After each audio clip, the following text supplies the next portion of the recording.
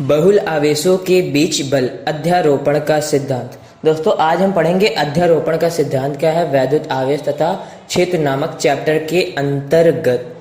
हम आपको एक पर्सनली सजेशन देंगे कि आप फिजिक्स स्टार्ट करने से पहले 12th का आप मैथ का 10वां चैप्टर सदिश बीजगणित जरूर पढ़ें, बहुत हेल्पफुल होगा आपके लिए। चलिए आइए जानते हैं कि बहुल आवेशों के बीच बल अध्यारोपण का सिद्धांत क्या है। इसमें क्या होता है, हमारे पास कोई एक आवेश है।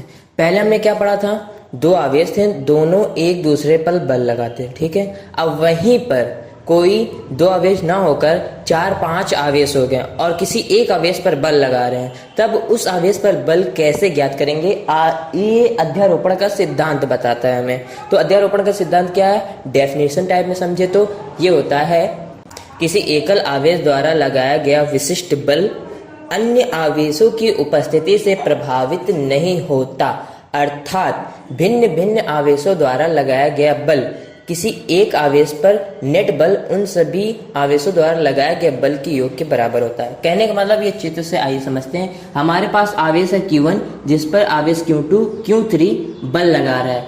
अगर हम बात करें कि इस पर कुल कितना बल लग रहा है, तो जितना ये बल लगा रहा है जितना ये बल लगा रहा है उन दोनों का योग जितना भी होगा टोटल बल इस पर लग रहा है। यही है हमारा अध्यारोपण का सिद्धांत। अब जो हमने यहाँ पे चित्र ड्रॉ करके रखा है आइए समझते हैं। पहली बात मैं आपको बता दूं, एनसीईआरटी में जैसे हमने ये लिखा R, अब हमें वेक्टर R लिखना है। ये हम वेक्टर R होता है, तो ये वेक्टर R एनसीईआरटी में कुछ ऐसा लिखा हुआ है। ये R तो ऐसे नॉर्मल लिखा रहता है, जो वेक्टर R है उसमें मोटा सा बना हुआ है। इसका मतलब यही है, एनसीईआरटी में आपको अगर वेक्टर देखेंगे तो वेक्टर इस रूप में लिखा रहेगा मोटा मोटा अक्षर में। इसे एनसीईआरटी के बुक में इस टाइप लिखा है, बाकी कुमार मित्तल अदर प्रकाशन में वेक्टर आर इस तरह लिखा हुआ है, ठीक है। अब देखिए यहाँ पे हमारा एक आवेश है Q जो मूल बिंदु से वेक्टर R1 की दिशा में है। एक आवेश Q3 है जो मूल बिंदु O से वेक्टर R3 की दिशा में है। एक बिंदु आवेश हमारा Q2 है जो मूल बिंदु से R2 वेक्टर की दिशा में है। ये इस पर बल लगा रहा है, Q1 पर बल लगा रहा है। जिस पर बल लगता है उसे पहले लिखते हैं F1, जो बल लगाता है उसे बाद में लिखते हैं 2।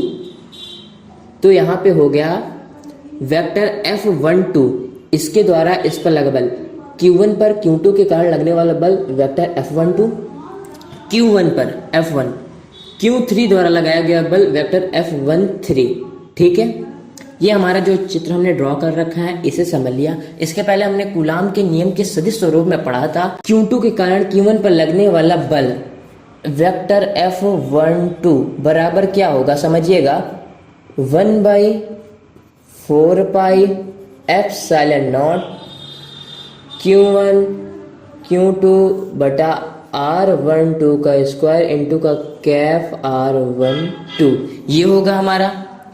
अब देखिए Q3 के कारण Q1 पर लगने वाला बल वेक्टर F13 बराबर 1/4 पाई एप्सिलॉन नॉट Q1 Q3 बटा R13 का स्क्वायर इंटू का कैफ R13।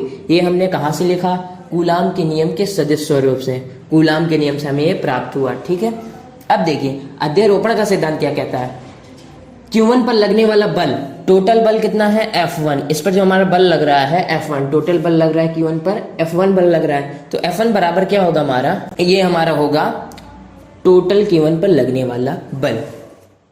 कैसे होगा, अध्यारोपण के सिद्धांत से। अब देखिए इसे लिख लीजिए आप, 1 बराबर से 1/4 पाई एप्सिलॉन नॉट Q1 Q2 बटा R12 का स्क्वायर इंटू का कैफ R12 प्लस का 1/4 पाई एप्सिलॉन नॉट Q1 Q3 बटा R13 का स्क्वायर इंटू का कैफ R13, ठीक है। अब इसमें से जो कॉमन आ रहा है देखिए Q/4 pi epsilon naught Q1/4 pi epsilon naught common आ रहा है, बाहर निकाल लीजिए।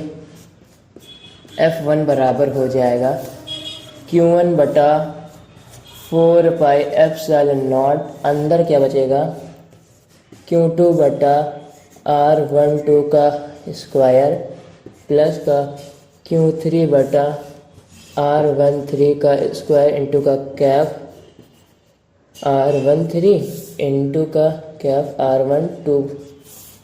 ठीक है, ये हमारा बचा। अब इसे हम व्यापक रूप में लिखें तो अब मान लीजिए यहाँ पे हमारे पास जो आवेश था कि सिर्फ दो ही है, मान लीजिए कई आवेश है, डॉट डॉट डॉट n आवेश है, बहुत सारे आवेश है, तब क्या होगा F12 प्लस का F13 प्लस का dot dot dot plus F1n।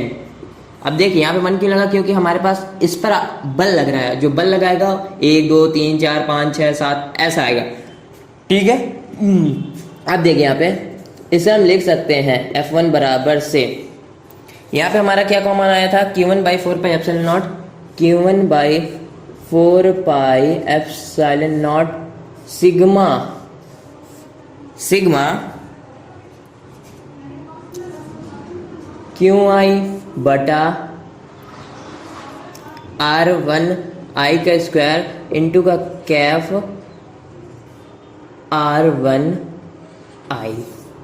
अब देखिएगा, समझिएगा यहाँ पे जो हमारा I है वो दूसरे आवेशों की संख्या है, पहला आवेश है, दूसरा आवेश है, तीसरा Q1 Q2 Q3, यहाँ पे हम लिख सकते हैं Q3 लिख दिया, Q4 Q5 Q6 ऐसा हम लिख सकते हैं। तो ये हमारा फाइनली व्यापक रूप में जो NCERT बुक में दिखाया हुआ है वो है। कहने का मतलब जो हमने यहाँ पे इसे लिखा है Q2 बटा R12 का स्क्वायर इंटू का कैफ R12 प्लस का Q3 बटा R13 का स्क्वायर इंटू का कैफ R13, इसी को हमने ये व्यापक रूप में लिख दिया। ये सेम वही ही लिखा हुआ है। यहाँ I बराबर क्या है, I बराबर है 2 3 4 डॉट डॉट डॉट n। यहाँ पे I बराबर इतना है, बाकी हमें और सारा कुछ तो पता ही है। तो कैसा लगा आपको हमारा वीडियो, कमेंट करके ज़रूर बताइएगा। धन्यवाद।